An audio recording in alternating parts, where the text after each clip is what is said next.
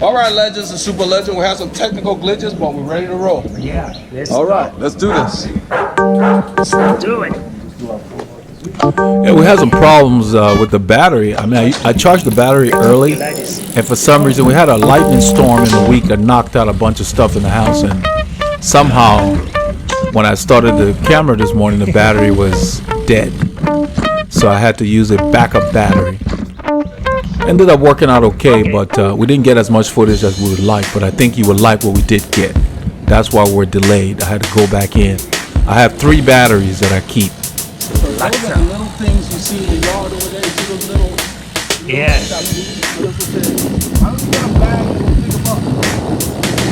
Yeah, this storm came and knocked down a bunch of branches, and so I blew the debris onto the yard so that when we run the mower, we can just grind them up and feed the lawn.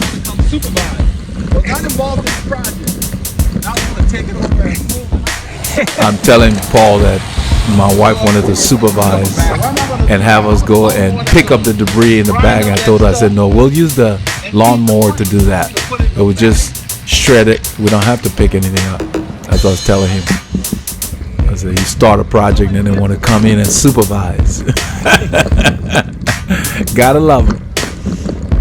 That's the lighting, the Vaunt Pyro that I'm doing a review of. It's coming out this week. I really like that one as well. So Vaunt makes a lot of nice products for cycling. It's nice to see all these companies investing in the accessories of our sport. Let's turn left over there. That kid looks good. It's a good shot.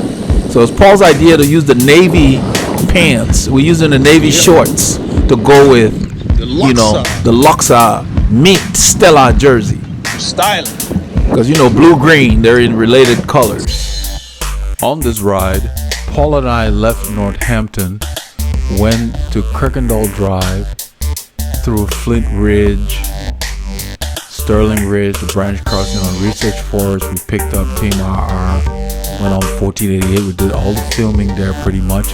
On the Mount Magnolia there, 149. We played out there before we got to Gary Jackson Road. At about Jackson Road, the camera kind of ran out of power there, but we had good footage, so we decided to just go into Dacus. Branched away from the group at that point, went in through the forest on Bethel Road to 149. We took 149 south, cut through Hidden Forest Drive to Mount Pleasant Drive, came back on 1097, back into Montgomery, 2854. We came up through the Great Lake Estates to our favorite road, Honia Egypt Road. We didn't film on Honia Egypt Road. We just got some clips of Paul on 1097 coming back. But I think you all would enjoy the clip. There was some playing going on, and I was feeling good, so I went ahead and participated in a little bit. I think you guys will enjoy it.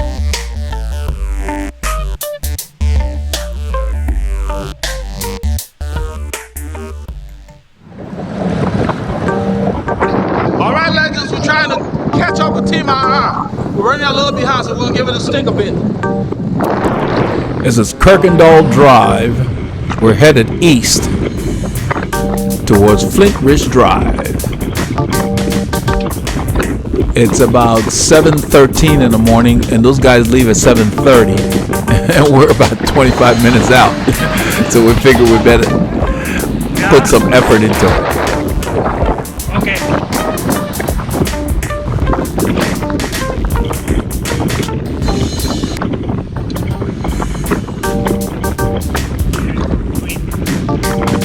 I keep the cadence high here because, you know, we just started riding a little while ago. We got a long day. You want to wake up the legs, not kill them.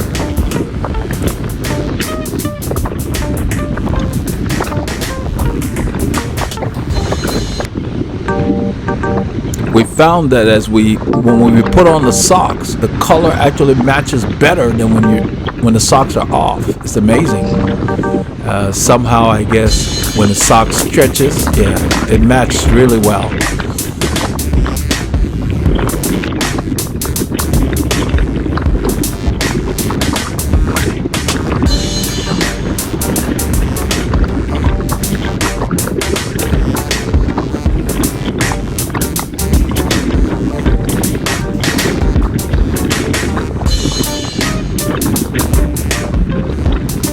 easing the effort gradually into the higher zones because you don't want to just get there too quickly. Since we're just starting to ride, you got to let the body kind of ease into the effort. This is how you warm up for time trials and even road races. You want to get close to the zones you're going to be working in. You don't have to hit the top zone. Just let your body kind of taste, you know, the bottom end of the zone and get yourself ready to go hard from the gun. So in fact, this ended up just being a very good warm-up because I didn't expect to feel as good as I did. And you'll see that later in the ride when we hit Mount Magnolia, as they call it.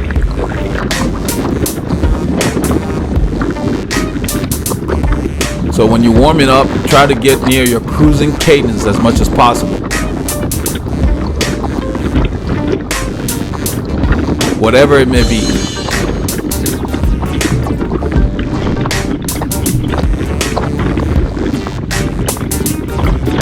You can see the speeds are edging up. 34 kilometers an hour is about 22 miles an hour, thereabouts.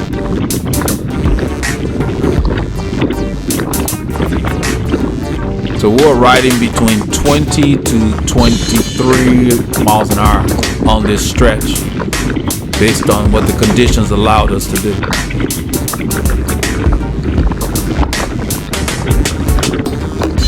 At the top of zone 2.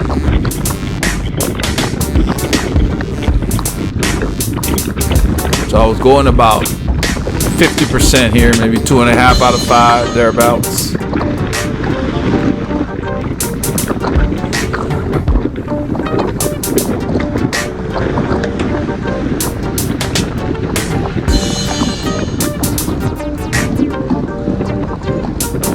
I ended up setting a PR according to Strava on this bridge. Somebody did a segment on here. They call it the bridge to nowhere. We don't come this way that often. We ended up with a PR on here.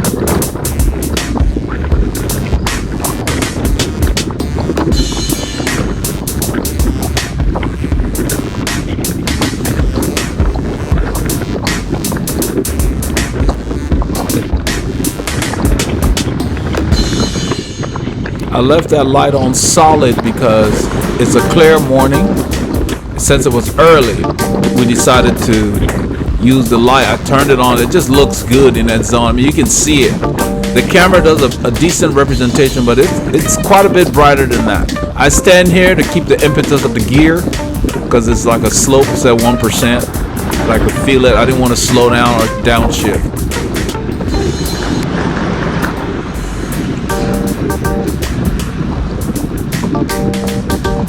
So if we had not been delayed because of the battery, we would have warmed up a little easier with less anxiety because we wanted to make sure we hooked up with them just to give us the variety we need. So we got our solo effort in here with the clips in front, and then we'll add the group ride. A lot of the members like Robert Tangler on the channel always says that he likes rides where we hook up with a group, but we also show where it's just Paul and I riding. He says he learns more, so we try to, wherever possible, do that. The beep. We're on Research Forest here, heading towards Egypt Lane. But I didn't hear the beep, though. And that's Team IR up the road. We're catching up to him. The red one. Yeah, Paul is concerned about the camera because he wants to make sure that it is recording. Red mark is recording, though, right?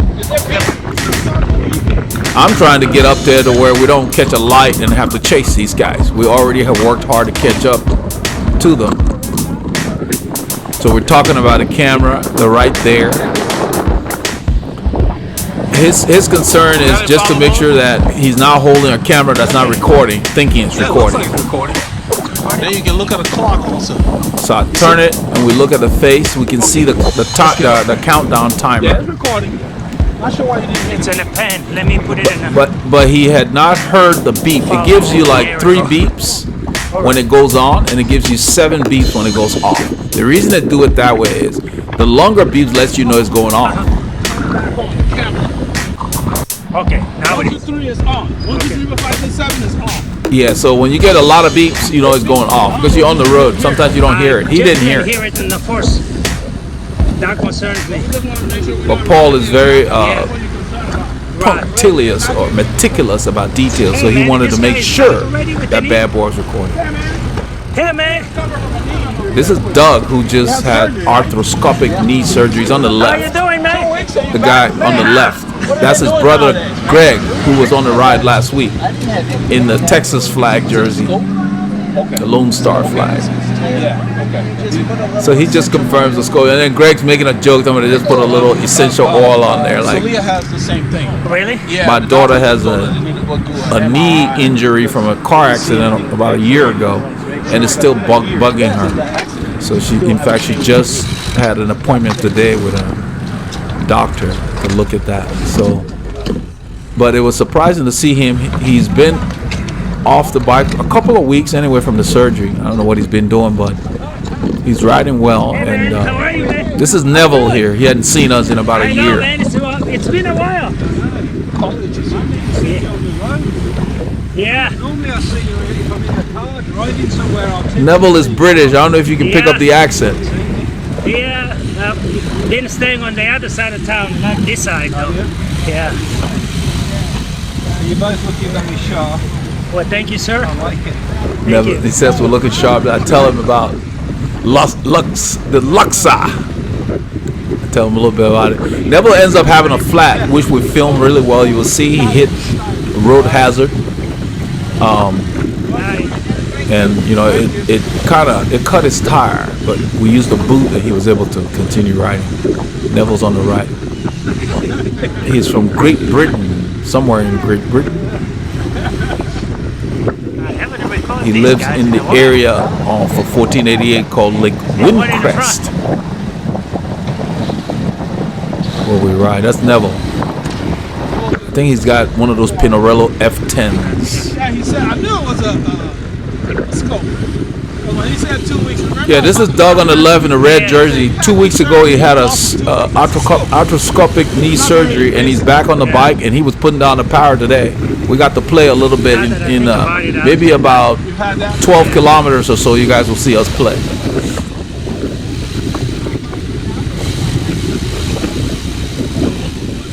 And that's why I suspected it had to be a scope, because it's not that invasive, and you can recover pretty quickly. And since the bike does not beat up your joints.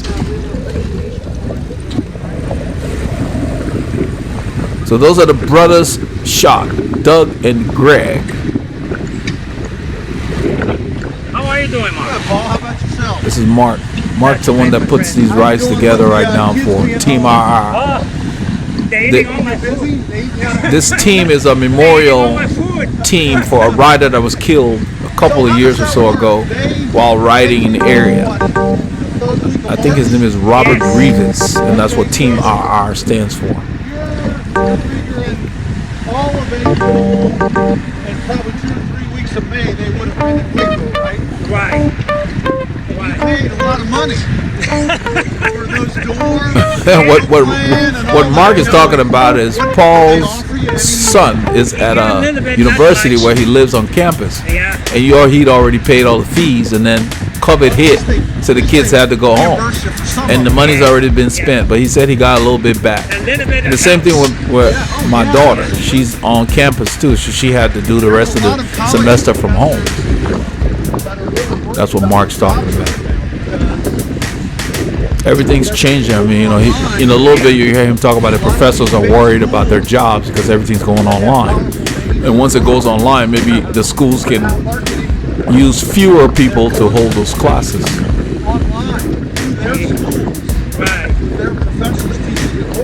That's what he's talking about. The colleges to get rid of their own professors. Yeah, they have to adapt. They have to find a way, because the world is just changing fast. So So I don't know, as a parent, if I had a choice to send my kids. I'm one of the few people in the bunch that have a bike made out of steel.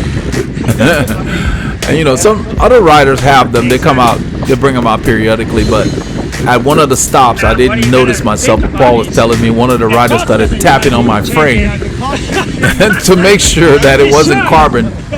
Because, you know, after we played, he wanted to check out the equipment. Riding with people with a fast cadence. Mark says he likes riding with people with a fast cadence. I pedal faster than Mark does. Definitely unique in that category. Always wait for somebody to go so you're ready. So I told what he's saying is I always wait for somebody to go and I'm ready to go because I use my snap to catch up. That's what he's talking about. And I told Doug's sitting right next to me there. I like the breeze this morning. And I told Doug, I said, well, the only thing with that fast cadence stuff, you got to breathe well because it really stresses your system. Okay. You got to be careful about it. You got to really condition your body. And I haven't made the announcement yet. I want to And Doug's one of those guys that just knows how to ride one speed, warp. You guys will see. So we turn here, and I don't know. There's some driver you will see blow their horn at us after we turn. I'm not sure why. Right there. So another village idiot, probably Montgomery village idiot. So we just ignore that, and that's what you have to do. Just ignore that because misery loves company. And you know, we just continue doing what we need to do. We're doing what we want to do right here. So who cares? I'm not sure what the horn was supposed to communicate.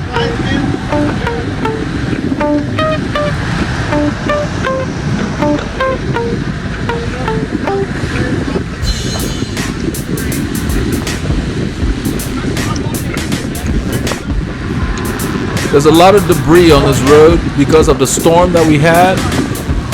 Branches, you will see tree branches and stuff. We had a pretty major storm come in on Sunday before this Saturday ride, the prior weekend, and knocked down a bunch of stuff. Lightning struck and damaged some stuff. I mean, you know, just equipment and different things. It was just a headache because it was already warm, and then the cold front came in, and of course, cold air and warm air, you get that mixture, you know. But I'll take the temperature on this ride. If you look, it says 19 Celsius. That's about 69 degrees Fahrenheit. And this is May 30th on this ride. That's unusual for our area. Usually we're 24 Celsius to start this time of year. So the entire day of this ride was very nice, and that's why Paul and I went ahead and just did 100 miles. You know, took advantage of the nice temperatures. Starting next week, we will be leaving. We're going to have to leave earlier because a lot of the rides will be leaving a little earlier. These guys will be leaving at 7 instead of 7:30, just to beat the heat.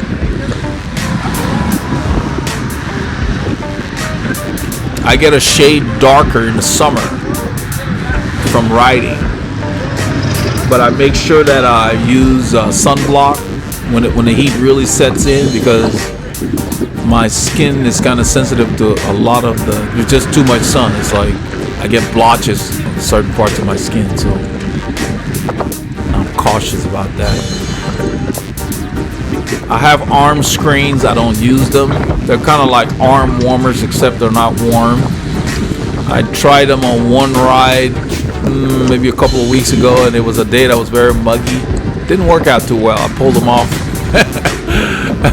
a little bit into the ride, so I haven't given up on them because they're like having 50 SPF on your arms. You see the riders are in double pace line here. That means we're really not going hard. Once the pace picks up in a few kilometers, you will see nobody has to say anything. Everything just goes single file. That's just the nature of the beast. So we're just chatting here and rolling along. That's why you have to train and not just ride, because if you're at this point in a ride, if you're struggling, then you're with a group that's really too fast for you, because we have not begun to ride yet. Keep that in mind as you visit groups.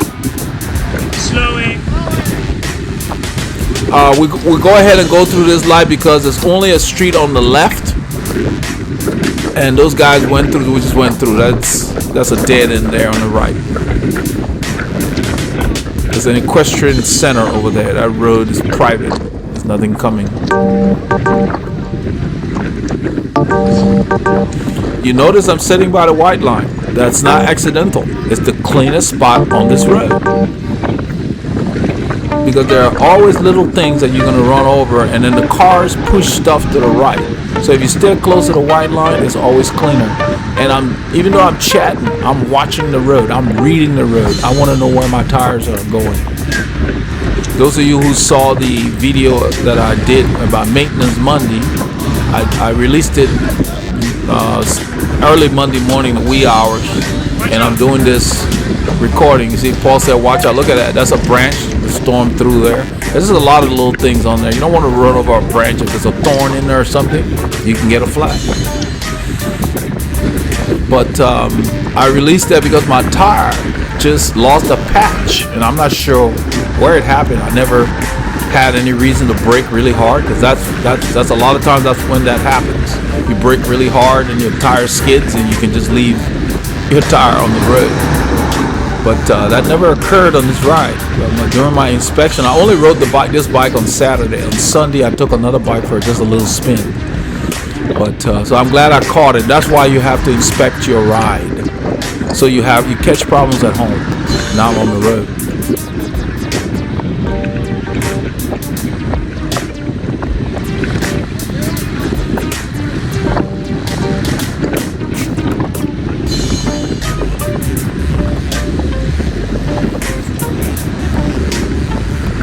I always sit to where I can look around the other riders and see what's up the road.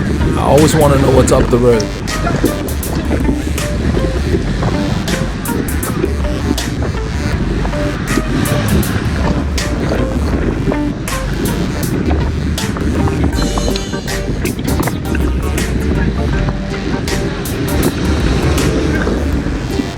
One of the benefits I always stress about riding in a group is that your speeds go up because you're sitting in kind of like somebody punching a hole for you, and you're not fighting the wind all the time.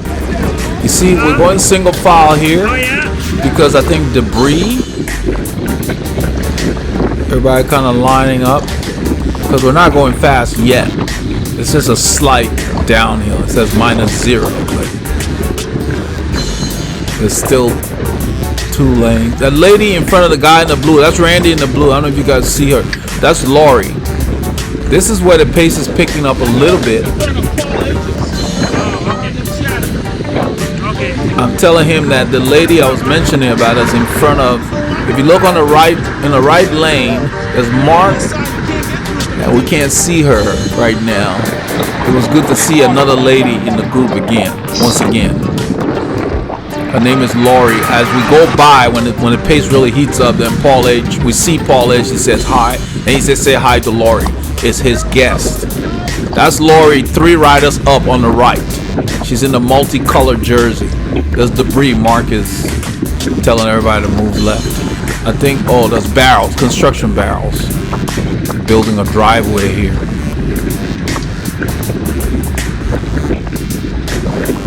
So because we're not going that hard, we're not exactly drafting. Paul and I are not drafting that close. We're just kind of chilling right now.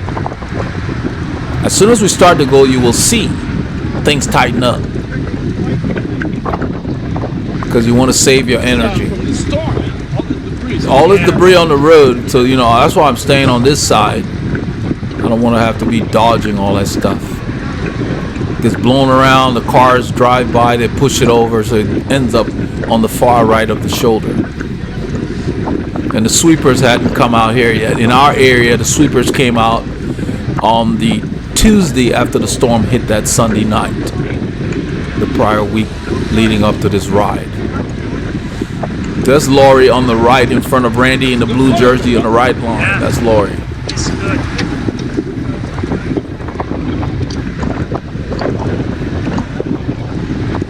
As Mike Weingrad has pulled off, he's on the front, he's on the right.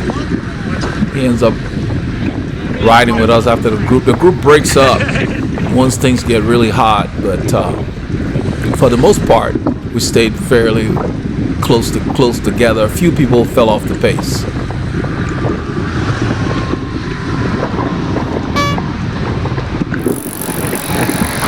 If I were to do the fit of this guy in front of me here, let me see if we'll come back to him. That's Neville on the back there.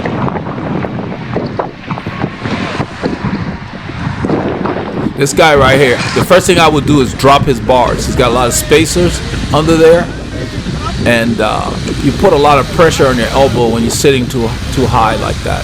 Plus you catch a lot of wind.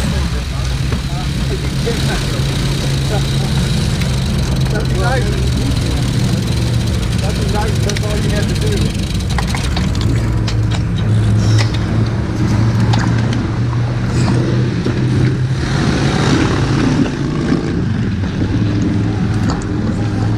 I'm trying to figure out where things start heating up, and I think you will see it develop.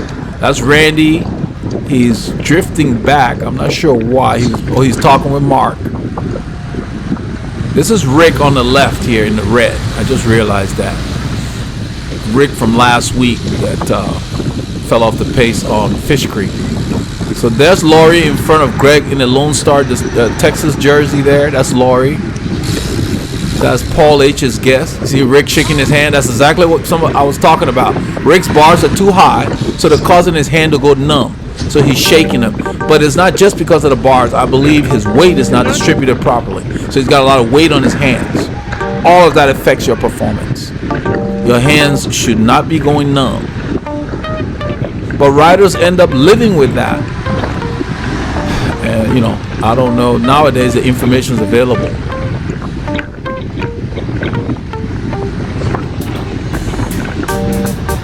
And somebody posted on Strava, I don't know how you can do 100 miles when I have trouble doing 40. Well, you got to prepare yourself. If things are heating up a little bit, watch. I'm letting Paul know. This is Laurie here, and that's Paul H on the right. As we go by, and she's a good rider. I wish they would have just let her stay with us longer. So I tell Paul H good morning. He hadn't seen me in a while, so he's all excited. And he says, say hi to Laurie. I just say, hi, Laurie, right there. I'm not slowing down because these guys are going. Look at my speed. 36. Now watch. They're pulling away. Watch. I'm trying to save energy. I'm not wasting energy there. For me, that's normal. I'm just kicking the bike and I'm in the draft. I look back at Paul. He knows. He knows it's on. You got to get there quickly. Otherwise, you'll have to chase. If I had slowed down to chat with Laurie, I would have had to work harder. Somebody's at the front, I believe, out of Max. There's a guy named, they call him Super Max. He rides with Mo's group like we do from time to time. And then Doug. Max and Doug are at the front, and they're pressing. Watch, look at my cadence. On purpose. I'm triple digiting here. That's what I call it. Because there's more to come, so I figure I'm going to wake these boys up. And when it's time to go, they'll be fresh. Gets your heart rate up. You can see I'm already at 160. I don't look at heart rate. I just ride. I'm focused on my legs. My heart doesn't pedal the bike. My legs do.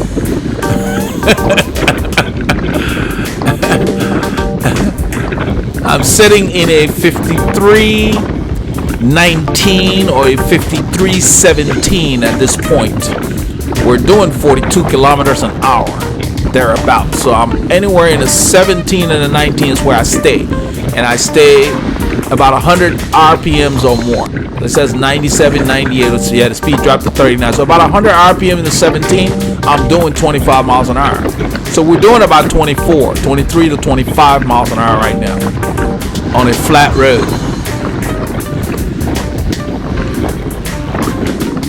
I stay a little to the left so I can see around these guys. That's Laurie and Paul is back there. They're chatting. There's a flat coming up and they don't stop. They keep going. They just ride on. They do their own thing.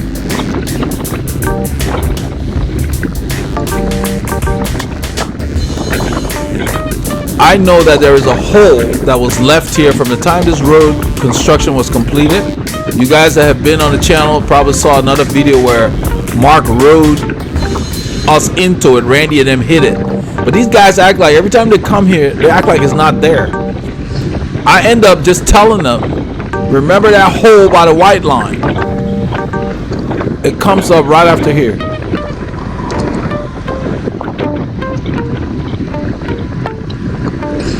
See? I'm waving whoever's behind me. Paul is behind me, and I tell them there's a hole by the white line.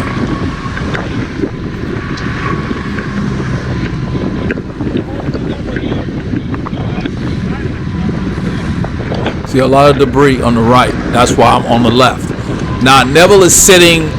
He's not getting a whole lot of protection where he is. He's expending a lot of energy. This road is sloping up. See 1%? You see my cadence? I'm keeping it high as the road goes up.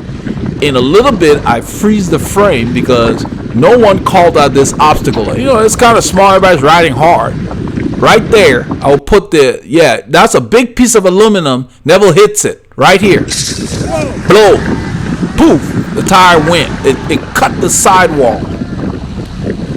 I'm doing that so Paul can know I don't want to stop. I'm going to spin down a little bit. I don't want my legs to tighten up, so I'm just spinning. We're going to go to that little street.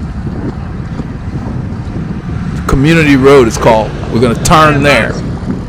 How are you, man? How's it going, man? All right. After we turn there, I go back and I find what he hit because I was right next to him. Whatever he hit.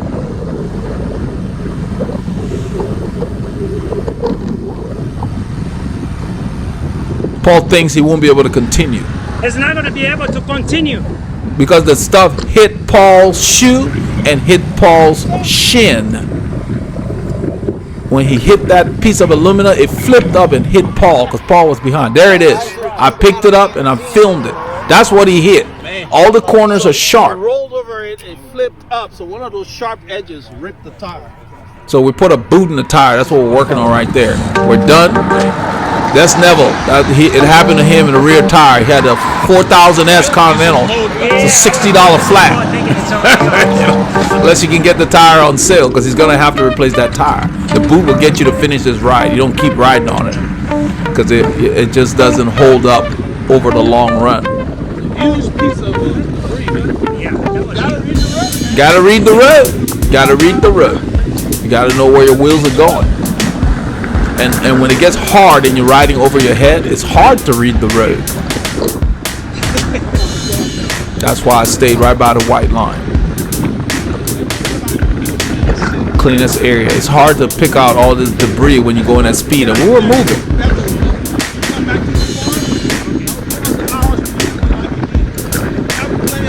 It was a relatively quick repair. You know, you had to use a boot and everything. It was a small cut. The cut wasn't too bad, but it was instantaneous. You guys heard it.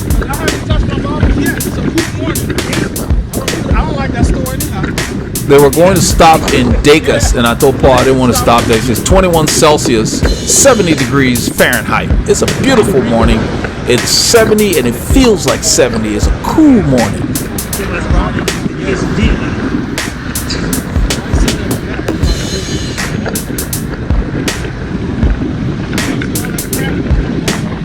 It feels really good to be getting in shape, you know, after my time off.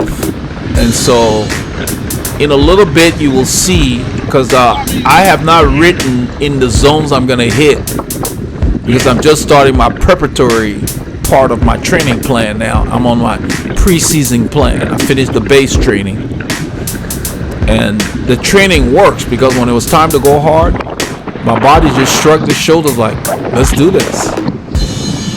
As my daughter always says, let's do this. So we know that Mount Magnolia is coming up. That's the local name that they've dubbed this overpass with. They call it Mount Magnolia. We are riding towards the city of Magnolia, Texas, in Montgomery County, on the FM 1488 West. Look at that sky. What else are you going to be doing on a Saturday?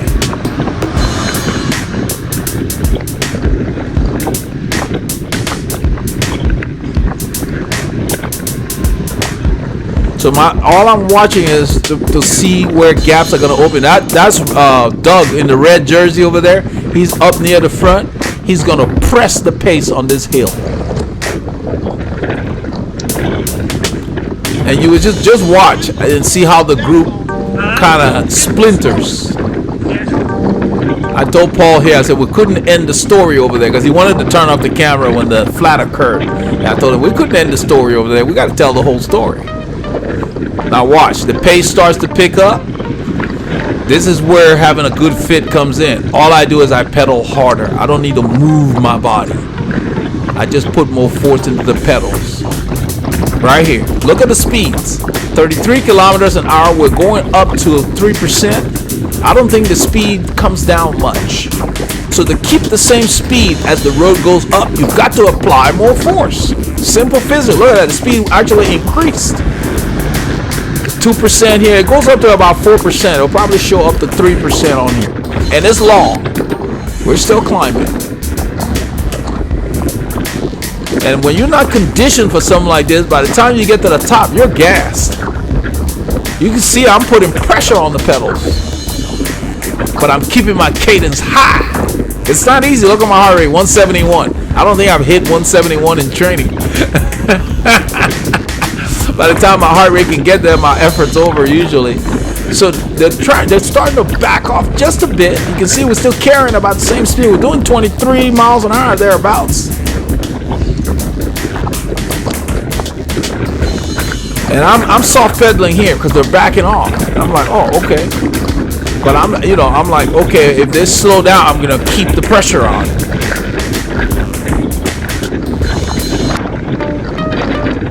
And Paul and I ride together enough to where he knows when I make a move what's happening. So right there, it started back off. I just go. No point in getting off the saddle. I just kick it up.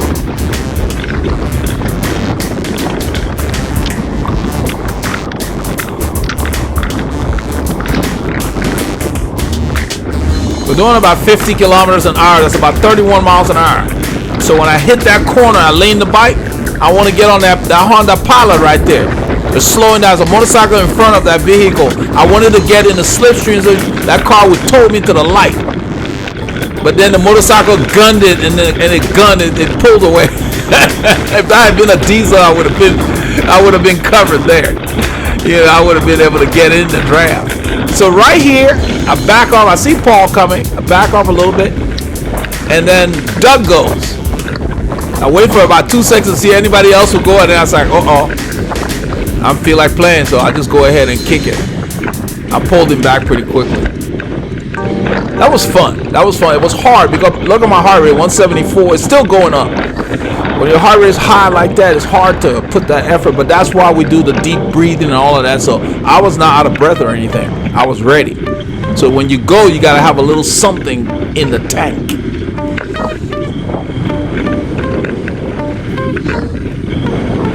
So that was fun. Green up. So the light changed, and then Mark said we need to pull over and wait. I really don't want to stop. Once I get going, it's kind of like, let's just keep rolling, even if it's a slower pace. So I just keep rolling. I figure we'll just pedal slowly, and other people can catch up. So Doug rides up to me. Surgery done last week, and he's all ready. Mark saying that he had his surgery done probably 3 weeks earlier. Mark saying last week. But yeah, he was riding pretty hard. He and I talked about it later at one of the stops, and he said that his doctor told him not to spin, but he could put the power down because he didn't want the incision to be bothered. He felt like spinning would bother it, spinning high cadences. So right there, he asked me, how long it take you to get your conditioning back? That's what we're talking about right there. And I told him, well, about 60 days, but I had to do like a lot of work, double rides and different things. So he said, yeah, you just got to do the work. So I didn't expect to be in as good a condition as in because I'm about a kilo above my normal weight. Let's put it that. I wouldn't call it ideal. I don't know what that is, but what my weight usually is. I'm usually around 86 kilos.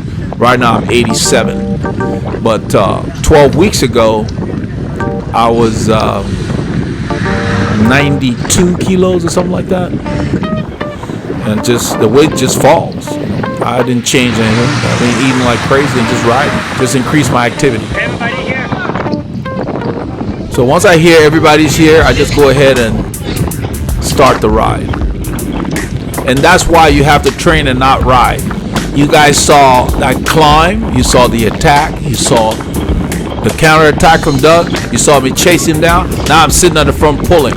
If you're not conditioned, you can't do that because you would be gassed.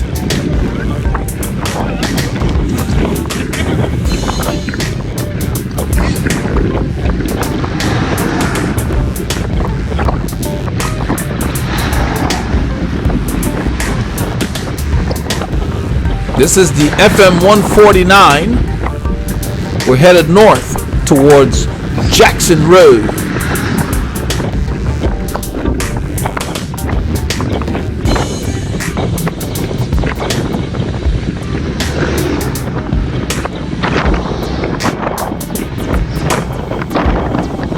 So had I attacked in a gear that I could not handle on that on the downhill, then I wouldn't have been able to go with Doug, and I wouldn't have been able to pull here. So you always have to think about it.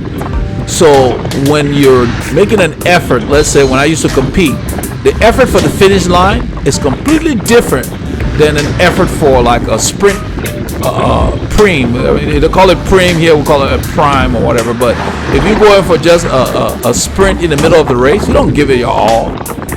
But the last sprint of the ride or the race that day, you give it everything you got. It's always super fast because you're not holding anything back. So I never went full gas. My heart rate got to like 173. Well, when I used to race, it would be in the 200s, you know. And now I've seen 188, you know, when I was going really hard, but you know, it's not often. I don't want to find out what my max heart rate is. It's not fun. But you have to know how to ride to where you're within yourself. That's what I'm trying to get to. At this point, I had pulled off the front and I got right back in front of Paul for two reasons. The road's very busy. I didn't want to sit out there too long for the whole group to come by. And the second reason was I wanted to work a little more.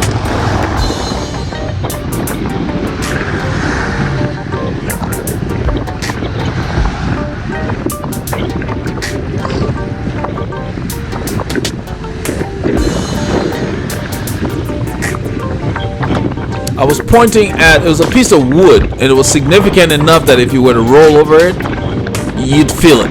And that's why I pointed. And the hope is that everybody will point as it goes back to the people following further back. That's what Neville didn't get, but I don't know if they could have pointed at that little thing, because when you're moving at speed, it was such a flat piece of metal with the little, I mean, you guys saw what it looked like. You're not going to notice that much. And these guys were riding hard. And when people are going hard, they're not looking that closely anymore. So, you know. Because when I asked him what he had hit off camera, he didn't know. But I knew where it occurred because I was right next to him. So I just went there, and sure enough, it was right there. So I took it and threw it off into the pasture. So it's off the road. Looked like something that came off of a work truck or something. Piece of aluminum. I turned off my light here at this point because it was like, it's such a clear day with the group and everything. I didn't even want to keep running it. I figured maybe if I needed it later, I'd turn it on. But you guys can see how that jersey holds a spot. I was very pleased with the performance of the jersey.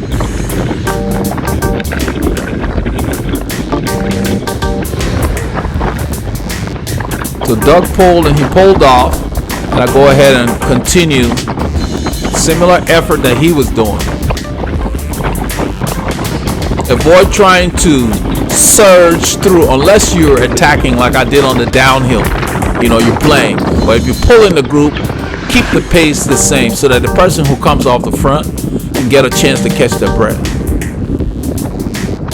I'd much rather stay up there longer in these group rides than to break up the group.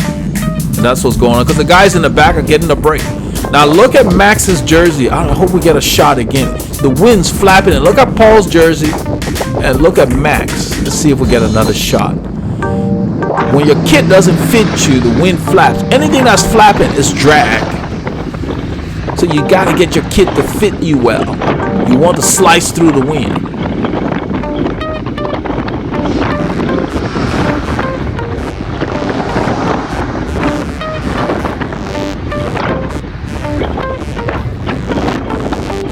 And this road is undulating, up and down. It may not be super vertical, but you feel it at these speeds. I'm riding in a 5316, and I can tell because of the cadence it's taking me to do 41 kilometers an hour, which is almost 26 miles an hour. I've lowered my torso. You see there? 93, 92, 37. That tells me I'm in the 5316.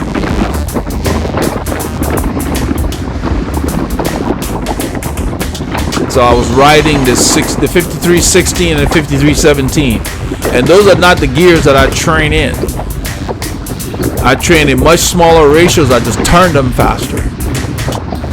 So you still get the strength that you need when you need it.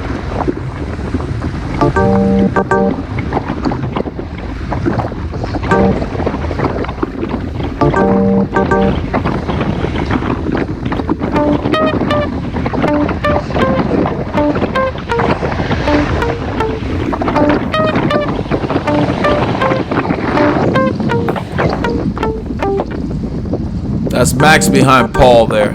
We call him Super Max. That's what Mark called him.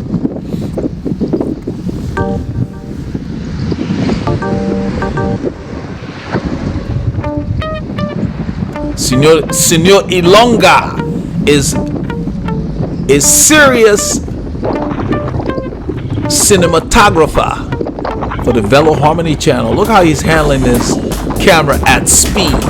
It's not easy doing this and riding. And that wind is blowing. That's Greg back there in the Texas jersey. Texas flag, the Lone Star flag.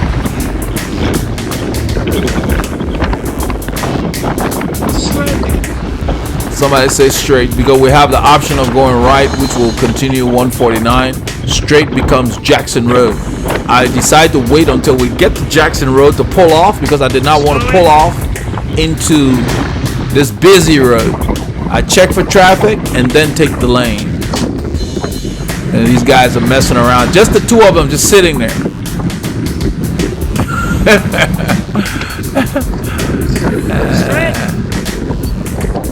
And a little bit Mark wants to regroup because we've lost Randy and what's the name, Rick, a bunch of other people. They didn't say anything. I just motioned that we need to kind of rotate, pull off the front. So he wants to regroup. But at this point, it's like, I don't want to stand here waiting for these guys. They should have tried to stay with us. They can meet us at the store. I'll form a group B. You know, that's Dan the Man with his neon, it looks like chartreuse, almost. Chartreuse shoes and socks. It looks neat. Dan the Man. Last year, Dan hurt his shoulder, so he had to work hard to get back. So there's a hiatus while we decide what we're going to do. We don't know what those guys are doing. They ended up working it out later. It turned out Randy took a different route at 149. When they got there, they turned to go to Keenan Cutoff, but he didn't tell anybody. So Mark stayed behind to wait and actually rode back a few miles and could not find him.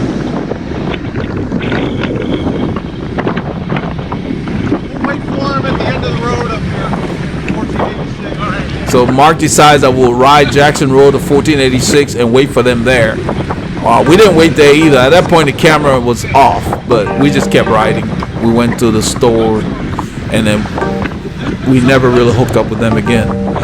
They did something different. So they just need to form a second group.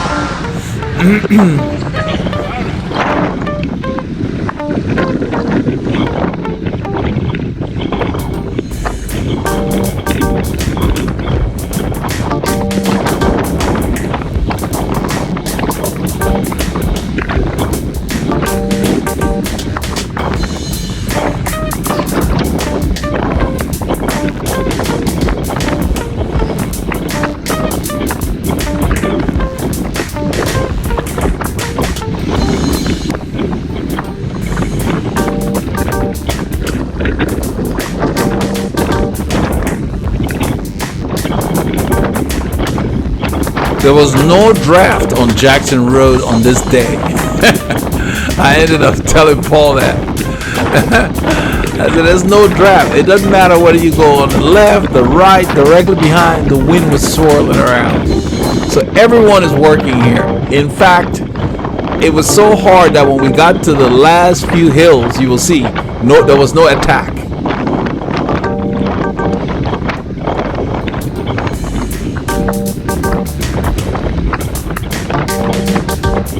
And right before, probably about 3 kilometers before we got to 1486, our battery had enough. You know, I told Paul we had enough footage. You know, so we got about 60 minutes of footage, which is good.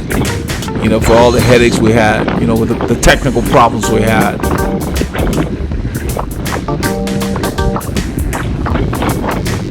But we got it all sorted. I verified all the batteries. Everybody's charged up and ready to go. So we should be good to go. We got 3 batteries just to make sure.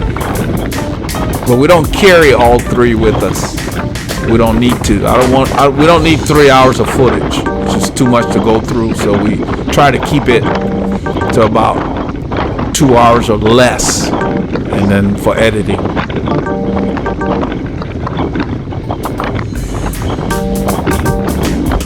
So when you're riding in a group, use the smallest possible gear you can handle that will keep you at the group's pace. Reason being is the speed in the group will rarely be consistent. It's always like there are ebbs and flows and acceleration. So if you're accelerating frequently, you don't want to overload your muscles. Paul's out of the draft here. He must be doing something with the camera.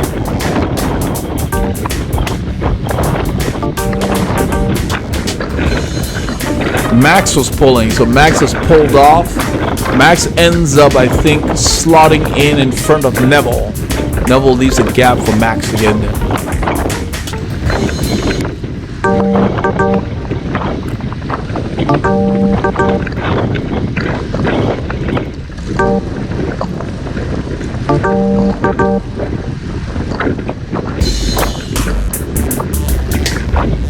This is not exactly the best spot to be in. We're just back here to see what these guys would do. I was just curious to see what would happen. You will see as we get towards the end of the film, they start to ascend, and then I move up as Neville leaves gaps. I move up in the line to be ready for any kind of attack, because if you're at the back and an attack goes, you're not going to be able to get there. You're not there. You're out of place. You're out of position. So if you want to participate, you got to be close to the people who are the instigators of attacks in your group or in your race. So when you go to compete, you have to identify the people who make the race. And what that means when they say make the race, those are the guys that are going to be attacking. Because if you're around the wrong people, I'm telling Paul that the wind is everywhere. There's no draft. That's what I did. I did that with my hand signals. You can't hear me very well. But what I was saying is that the people who are the instigators of the race are the people you want to be close by, because when they go, if you're not there, the race is over. Unless you have somebody to help you catch up, it's over. For a lot of times, you got to stay close. If you guys look at those shorts, I hope we get another shot. You'll see where the pads are.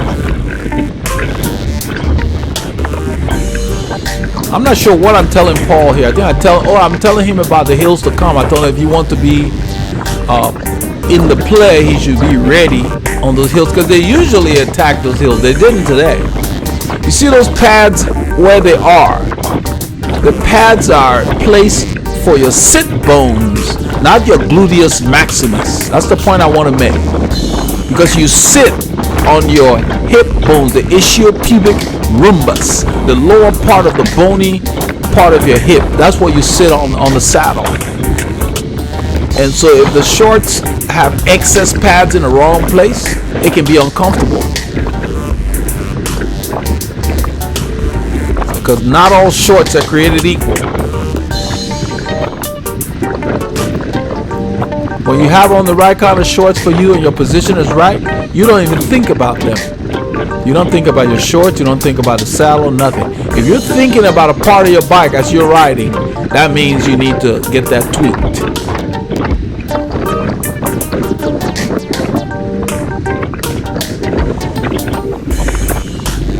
So the gentleman who posted on Strava, how can we ride 100 miles?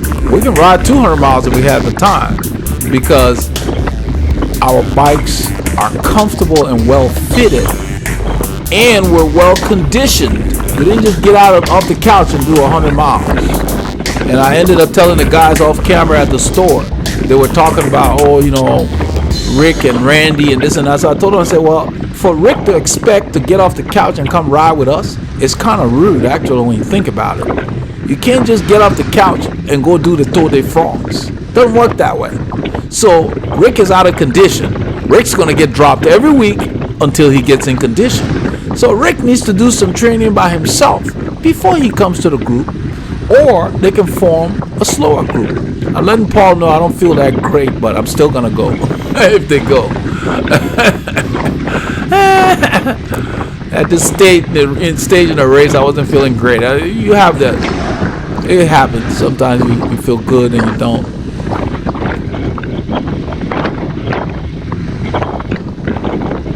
I guess I had pulled too much. I don't know, but didn't matter. The kind of engine I have, I can pull. I can work hard when things are hard. I don't mind. They call it suffering. So I'm running the credits here, and then after the credits, we have some footage where we finish the hills on Jackson Road before we run out of film. But I just wanted to show you guys that there are benefits to riding with the group, but you need to prepare before you go with a faster group. You need to get yourself in decent condition, and then when you do fall off the pace, don't turn around and go home. Finish the route, even if you finish it by yourself. That will get you in condition. Or ride with guys closer to your fitness level, and you all form a second or third group and finish up the ride instead of cutting it short, because that's what these guys did. Randy and them cut it short. So if you're not getting the kilometers in your legs, you're not going to improve.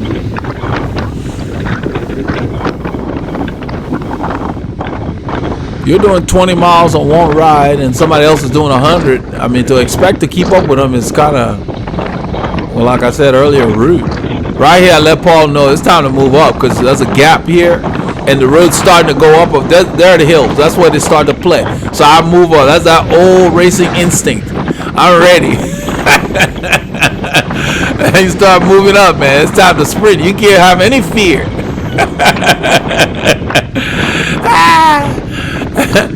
But they didn't do anything. We just kind of sat there, and in a little while Paul starts to tell me that the camera is quitting and all of that. So the timing of our battery quitting on us was not exactly ideal, but at least we got enough footage to share, and we got that sorted, so we're not going to run into that issue anymore.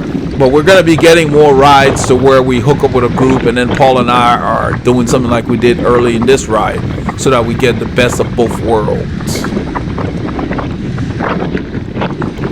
It's good to show that all our solo rides led to this fitness that you saw here today. Because when I took off, Paul was right there.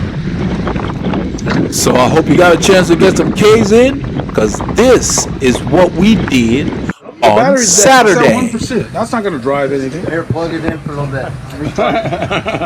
bit.